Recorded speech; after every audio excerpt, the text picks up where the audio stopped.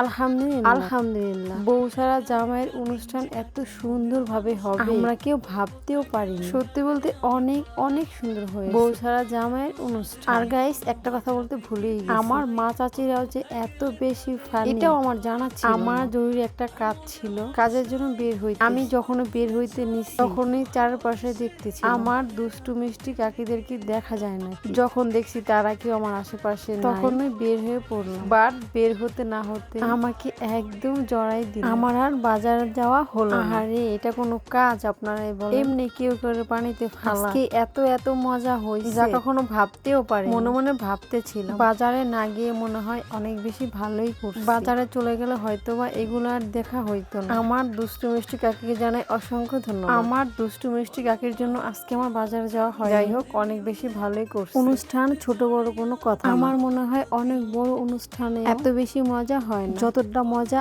আমরা আমাদের বাড়িতে করতে পারছি। সত্যি বলতে আজকে আমার মা চাচিরা তাদের খুশি দেখে আমরাও অনেক বেশি খুশি। এখন হচ্ছে বউ ছাড়া জামাইয়ের গোসল। কিছু কিছু ফানি ব্যাপার দেখলে অনেক বেশি ভালো। ফানি তো ফানি হয়, কেউ আবার সিরিয়াসলি ভাবে নেবেন না। আচ্ছা এইভাবে 5 জন ধরার নিয়ম কি আপনাদের এখানেও আছে? 5 জনের কেন ধরতে হয় এই বিষয়ে কারো কি জানা? যাই হোক দেখেন আপনারা সবাই এটা কোনো কাজ আজকে কারো ছাড় বউ ছাড়া জামাইয়ের মারও কোনো ছাড় নেই। এটা হচ্ছে বউ ছাড়া জামাইয়ের মা সুন্দর করে তার ছেলেকে হলুদ দিচ্ছে। আর এদিক দিয়ে তার সাথে এটা কি হচ্ছে আপনারাই বলুন? আমাকেও তারা ছাড় দিল না। সত্যি বলতে আমার অনেক বেশি রাগ হচ্ছে, বাট আমি রাগ হই। আজকে হচ্ছে আনন্দের দিন, কিন্তু এটা কেমন নিয়ম আমি বুঝতেছি না। আমি হলুদ দিচ্ছি আর আমার সাথে এটা কি হচ্ছে? আমার আম্মু অসুস্থ মানুষ, সেও ছাড় পেল না। আসলে এমনটা কি আপনাদের এখানেও হয়? এটা হচ্ছে আমার বড় কাকি, আজকে কেউ ছাড় পাবে। এখন আবার চলে আসছে আমার দাদু। আমার দাদুর সাথে শুধু ফানটা করা হয়। এটা হচ্ছে আমার সেজ কাকি। দেখেন কি একটা অবস্থা করিনি। আজকে হয়তো মুরব্বীরা বেঁচে যেতে পারবে, মা চাচিরা এবং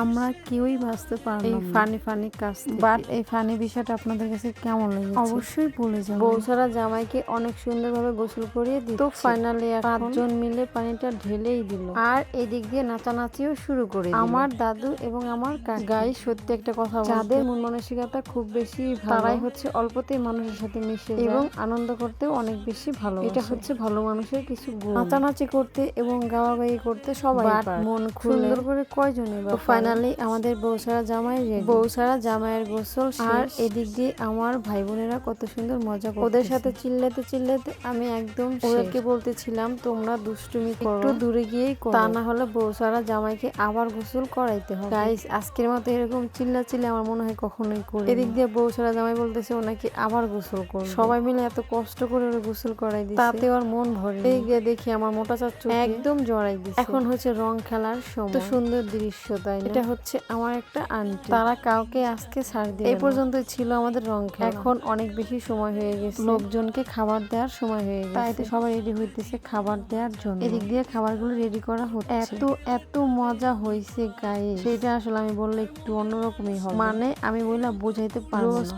পোলাও সবকিছুই অনেক বেশি মজা। গাইস আরেকটা কথা শেয়ার, আমি হচ্ছে 2টা রোস্ট খেয়েছি। আমি সচরাচর সব জায়গায় 2টা রোস্ট খেয়ে থাকি, কারণ হচ্ছে আমি গরু খাসি কিছুই, যার কারণে আমাকে 2টা রোস্ট দিয়ে থাকে। বাড়ির অনুষ্ঠান বলে কথা, আজকে তো ভরপুরে খেতে হবে। আলহামদুলিল্লাহ আলহামদুলিল্লাহ আলহামদুলিল্লাহ। যাদেরকে দাওয়াত দেওয়া হয়েছে সবাই আসছে, তারপরে অনেক খাবারগুলি রয়ে গেছে। সবাই অবাক হয়ে গেছে যেটা কিভাবে সম্ভব। দেখেন আমাদের সাফওয়ান কত সুন্দর করে খাবার খাচ্ছে। মাশাআল্লাহ মাশাআল্লাহ মাশাআল্লাহ মাশাআল্লাহ বলতে কেউ ভুল করবে না। খাবার এত বেশি মজা হয়েছে, যার কারণে ছোট ছোট বাচ্চাগুলো আঙ্গুল চেটেপুটে খাচ্ছে, বলতে অনেক বেশি মজা হয়েছে। আমরা 2টা বোন কাজ করতে করতে একদম মাঝে মাঝে মনে হয় কেন যে বাড়ির বড় মেয়ে হয়েছে, খাবার দাবার বাদ দিয়ে দায়িত্ব পালন করতে হয়। বাট এখন হচ্ছে খাবারটা খেয়ে লেখালেখির কাজটা না হয় একটু পরে। তো ফাইনালি আমরা বসে পড়লাম খাবার খাওয়ার জন্য। পোলাওর সাথে ডাল এবং 1 পিস রোস্ট, অসাধারণ মজা হয় খেতে, অনেক বেশি মজা করে খেয়েছি আমরা। আমার সাথে ছিল আমার ছোট বোন আমাকে ছাড়া খেতেই বসবে না। 2 বোনের খাবার দাবার শেষ করে আবার চলে আসছে লেখালেখির কাজে। আমি যেখানে যাব